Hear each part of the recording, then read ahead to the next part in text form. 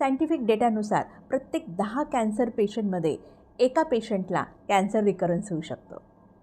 म्हणजे cancer free होऊनसुद्धा cancer पेशंटची लढाई संपत नाही.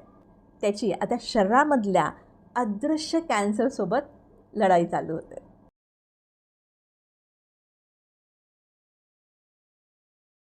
नमस्कार मित्रमैत्रिणींनो, माझे नाव डॉक्टर संध्या गव्हाणे आणि माझ्या ह्या व्हिडिओमध्ये तुमचं सगळ्यांचं स्वागत. मे 2024मध्ये मला ओव्हरियन कॅन्सर डिटेक्ट झाला.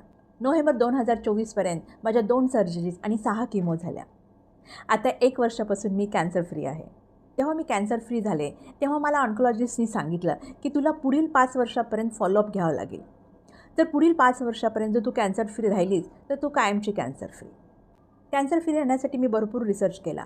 गुगल सर्च केलं, यूट्यूब व्हिडिओ बघितल्या, ऑन्कोलॉजिस्टशी बोलले, डायटिशियन, न्यूट्रिनिस्टशी बोलले, काही कॅन्सर सर्वायवरसोबतसुद्धा मी चर्चा केली. आणि ह्या रिसर्चमधून जेव्हा मी गेले तेव्हा माझ्या लक्षात आलं एक बेसिक थिंग आहे जी आपण जर सांभाळली तर आपण कॅन्सर फ्री राहू शकतो.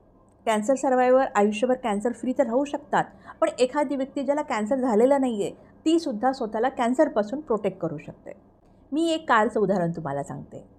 कार चांगली आहे हे आपण कशावरून ठरवतो?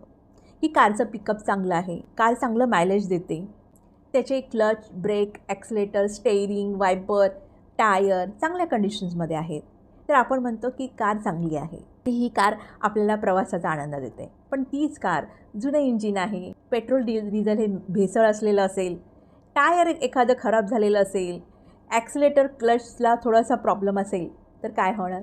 ऑफकोर्स ॲक्सिडेंट होणार. आपल्या शरीराचं पण तसंच आहे. आपलं शरीर पण एक मशीनसारखं आहे आणि ते वेगवेगळ्या घटकावर अवलंबून असतं. ह्या सगळ्या घटकांचं एकत्रित एक नाव आहे, त्याला म्हणतात मेटाबॉलिक हेल्थ, म्हणजे चयापचय आरोग्य. आता ही टर्म तुम्हाला कदाचित नवीन वाटत असेल, तर ह्यासारखीच एक टर्म आहे, त्याला म्हणतात मेटाबॉलिझम. मेटाबॉलिझम म्हणजे चयापचय. चयापचय ही प्रक्रिया एक कॉम्प्लेक्स आणि केमिकल प्रोसेस आहे, ज्यामुळं आपल्या शरीरामध्ये ऊर्जा तयार होते, सेल रिपेअर होतात, हार्मोन्सची निर्मिती होते, आपल्या शरीराची वाढ होते, आपल्या शरीराचं जे टेम्परेचर आहे ते मेंटेन होतं आणि आपण निरोगी राहतो. आता आपण मेटाबॉलिक हेल्थ म्हणजे काय ते बघूया. तर तुम्ही रात्री साऊंड स्लीप घेत असाल, सकाळी तुम्हाला अलार्मशिवाय वेळेवर जाग येत असेल, विदाऊट चहा, कॅफीन तुम्ही दिवसभर एनर्जेटिक, उत्साहवर्धक राहत असाल, तुम्हाला आळस, कंटाळा, थकवा जाणवत नसेल, तुमचं बाउल हेल्थ रेग्युलर असेल, म्हणजे तुम्हाला कुठल्याही प्रकारचं अपचन, ब्लोटिंग होत नसेल, तुम्ही मेडिसिन फ्री असाल, डिसीज फ्री असाल, तर आपण असं म्हणू शकतो की तुमचं मेटाबॉलिक हेल्थ चांगलं आहे. आता आपण सायंटिफिकली मेटाबॉलिक हेल्थ म्हणजे काय हे बघूया. मेटाबॉलिक हेल्थ हे आपल्या शरीराची अशी एक ॲबिलिटी आहे की आपण घेतलेल्या अन्नाचं इफिशियंटली वापर करून त्यापासून ऊर्जा तयार करते. तसंच आपल्या शरीरामधलं जे ब्लड शुगर आहे ते बॅलन्स करते. म्हणजे ब्लड शुगर स्पाईक पण होऊ देत नाही आणि ब्लड शुगर फॉल पण होऊ देत नाही. तसंच आपल्या शरीरामधलं कोलेस्ट्रॉल किंवा लिपिड हे पण बॅलन्स करतं. म्हणजे आपल्या शरीरातील हाय डेन्सिटी लिपिड म्हणजे चांगलं कोलेस्ट्रॉल हे व्यवस्थित ठेवतं आणि लो डेन्सिटी लिपिड्स म्हणजे LDL कोलेस्ट्रॉल हे कमी प्रमाणात ठेवतं. तसंच ट्रायग्लिसराईडचं पण प्रमाण बॅलन्स करतं. मेटाबॉलिक हेल्थ आपल्या शरीरामधलं जे ब्लड प्रेशर आहे ते सुद्धा नॉर्मलाइज ठेवतं आणि आपल्याला निरोगी ठेवतं. आणि हे जर मेटाबॉलिक हेल्थ जर चांगलं नसेल तर आपल्याला पुढे जाऊन diabetes, hypertension, high cholesterol, heart disease, kidney disease, stroke आणि कॅन्सर पण होऊ शकतं. आता आपण बघूया की मेटाबॉलिक हेल्थ आणि कॅन्सरचा कसा संबंध आहे. जसं आपण पाहिलं की मेटाबॉलिक हेल्थ आपल्या ब्लडमधलं शुगर रेग्युलेट करतं, म्हणजे शुगर बॅलन्स ठेवतं.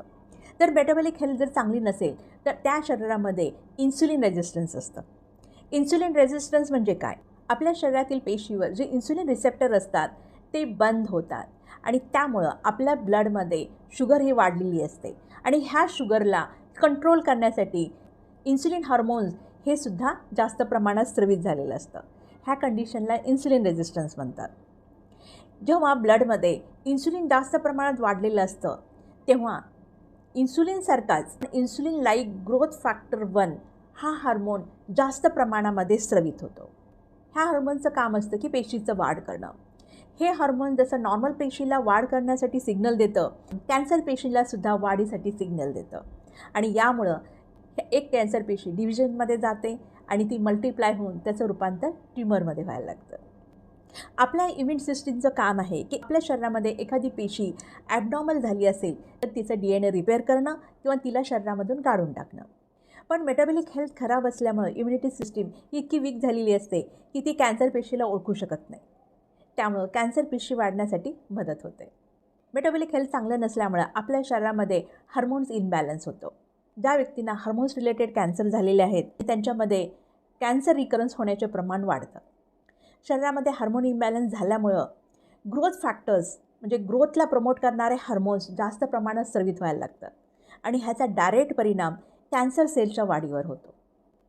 कॅन्सर सर्वायवर्सना किमो, रेडिएशन, सर्जरी ह्या ट्रीटमेंटमधून जावं लागतं. त्यांच्या शरीरातील जे हेल्दी पेशी असतात त्यांना पण डॅमेज पोहोचतं आणि त्यांच्या शरीरातील जे पेशी असतात त्यांचे DNA डॅमेज झाल्यामुळे पुढे काही वर्षानंतर त्यांना सेकंडरी कॅन्सर होण्याची संभावना असते. ह्या सगळ्यावरून तुमच्या लक्षात आलं असेल की कॅन्सर सर्वायवर्सना त्यांचं मेटाबॉलिक हेल्थ राखणं किती गरजेचं आहे. तसंच नॉर्मल व्यक्तीलासुद्धा कॅन्सर किंवा इतर आजार होऊ नये म्हणून त्यांचं मेटाबॉलिक हेल्थ राखणं किती गरजेचं आहे. Diabetes, hypertension, high cholesterol, heart disease, stroke, cancer हे आजार एकदम होतात का? नाही. ते एकदम आपल्या लक्षात जरी आले असतील तरी ह्याची प्रोसेस आपल्या शरीरामध्ये खूप वर्षापासून चालत असते. म्हणजे आपलं मेटाबॉलिक हेल्थ बिघडतं आहे हे जर आपल्या वेळीच लक्षात आलं आणि त्याच्यावर आपण जर उपाययोजना केली तर आपण ह्या आजारापासून आपलं संरक्षण करू शकतो.